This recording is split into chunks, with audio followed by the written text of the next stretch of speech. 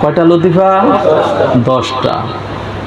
4টা হলো জাহিরি, মানে পরিষ্কার বোঝা যায়, আর 6টা লতিফা হলো বাতুনি, দেহের মধ্যে আছে, এটা গোপন, এটা বুঝতে হলে জ্ঞানের ধ্যান লাগবে। 4টা হলো জাহিরি, যেমন আপ, আতশ, খাক, বাত। কয়টা? আপ, আতশ, খাক, বাত। কয়টা? আপ করেন, আপ, আতশ, খাক, বাত। আগুন, পানি, মাটি, বাতাস। আগুন, পানি, মাটি, বাতাস। এই 4টা লতিফা দেহের মধ্যে জাহিরি অবস্থায় আছে, বসা দিলে গরম হয়ে যায়, আসেনি? বাতাস আসেনি? পানি আসেনি? মাটি চিমড়ি দিলে বোঝা যায়, আসেনি? এই 4টা হলো জাহিরি। আগুন আছে, পানি আছে, মাটি আছে, বাতাস আছে। এই 4টা হলো জাহিরি।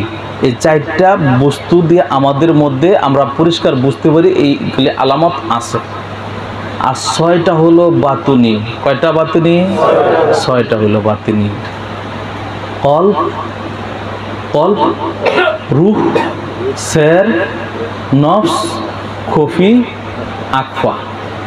কলব হইল বাম স্তনের নিচে, বাম স্তনের নিচে, এটা রং হইল লাল, এটা রং হইল লাল। যদি কেউ মাওলার ধ্যানে, কালবুল মুমিনিনা আরশুল্লাহ, এটা কোনো হাদিস না, এটা হলো বুজুর্গানের দিনের কথা। যদি কেউ মাওলার দিদারে নিজেকে ধন্য করতে চায়, সে সবসময় মাওলার জিকিরের মধ্যে ডুবে থাকবে। লিসানুল যাকির কালবুন শাকুর, জিহ্বার মধ্যে আল্লাহর শুকর গুজার থাকবে, কলবের মধ্যে সর্বসময় সুখে দুঃখে আল্লাহ শুকর গুজারি, আলহামদুলিল্লাহ, এটা থাকবে। কোনো দুঃখই তাকে আল্লাহর শুকর গুজার থেকে সরাইতে পারবে না, কোনো কষ্টই তাকে আল্লাহর শুকর গুজার থেকে সরাইতে পারবে না। সর্বাবস্থায় আল্লাহর শুকর গুজারের মধ্যে থাকবে। ডান স্তনের নিচে এটা হলো রূহ, মানে আত্মা। ডান স্তনের 2 আঙ্গুল নিচে এটা হলো রূহ, এটা হলো আত্মা। এটা রং হলো সাদা। এটা রং কি? আত্মার রং কি? আত্মার রং হলো সাদা। কলবের রং হলো লাল, আত্মার রং হলো সাদা। 2 স্তনের মাঝখানের যে জায়গা, এই জায়গার নাম হলো রূহ। সম্পর্কে আরো অনেক কথা আছে, আমি শুধু আজকে নাম পরিচয়টা দিয়ে যেতেছি। 2 স্তনের মাঝখানের যে জায়গা, এটার নাম হলো সের। এটার নাম কি? এটার নাম হলো সের। এটা রং হলো সবুজ। এটা রং কি? সবুজ। আমার রাসূল করিম সাল্লাল্লাহু আলাইহি ওয়াসাল্লাম সবুজ পাগড়ি খুব পছন্দ করতেন। হযরত খিজির, আল্লাহ পাক ওনার মধ্যে এমন বরকত দান করেছেন, ওনার নামই রাখছেন আল্লাহ খিজির, মানে সবুজ। খাজির শব্দের অর্থ কি? সবুজ। ওনার নামই হইল খিজির, মানে সবুজ। তা 3টা গেল না? নফস হইল নাভির 4 আঙ্গুল নিচে, নাভির 4 আঙ্গুল নিচে। এটা রং হলো হলুদ, এটা রং হলো হলুদ। আপনারা যেটা দেখবেন, এটা রং আর হলুদ দুইটা এক জিনিস না। আল্লাহ পাকের বিশেষ কুদরতে যেরকম আমরা এগুলো গোপন আমরা জানি, ওইটা রং হলুদ, এটা গোপনেই আছে, গোপনেই আছে। কলব, রূহ, সের, নফস, তারপরে খফি। খফি হলো কপালের জায়গাটার স্থান, এর মাকাম হলো খফি।